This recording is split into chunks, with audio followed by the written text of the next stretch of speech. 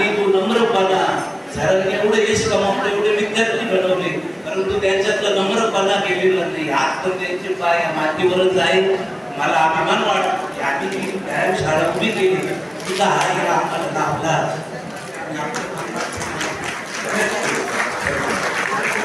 त्यामुळेच आम्ही इथपर्यंत पोहोचलोय. इथे जमलेले सगळे खेळाडू आहेत, हे आज ज्या पण स्थानावर आहेत, जे पण आज आयुष्यात करतायत, ते सरांची कामगिरी आहे. सरांचं मार्गदर्शन आम्हाला लाभलंय. योग्य प्रकारे सरांनी आम्हाला वळण लावलंय. ज्या काळात आम्ही भरकटलो असतो त्या काळात सरांनी आम्हाला योग्य वळणावर आणलंय, योग्य मार्ग दाखवलाय.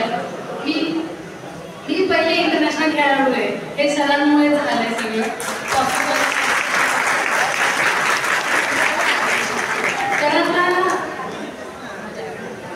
सरांनी आयुष्यात खूप काही केलंय सगळ्यांसाठी.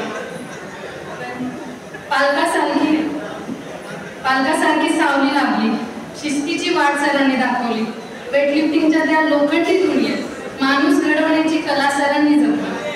उचलले आम्ही वजन पण बळ तुमचं होतं, घाम आमचा गळला पण प्रेरणा तुमच्याच बोलण्यात होती.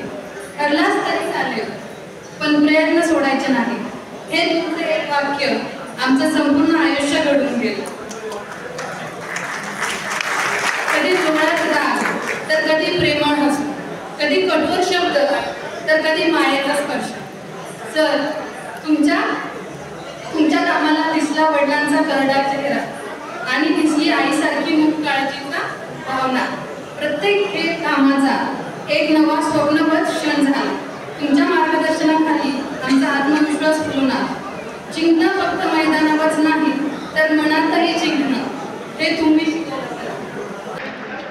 सन्माननीय व्यासपीठावर उपस्थित सर्व मान्यवर, आमच्या संस्थेचे अध्यक्ष आदरणीय बाबासाहेब मेंढोरे, खेळावरही आहे, आमच्या सर्व खेळाडूंवरही आहे, माझ्यावरही आहे. आपण असेच एकमेकांच्या प्रेमात राहूया. भरपूर काही अशा भावना आहेत व्यक्त होण्यासारख्या, परंतु त्यांना मी थोडासा आवर घालतो वेळे अभावी आणि थांबतो. धन्यवाद.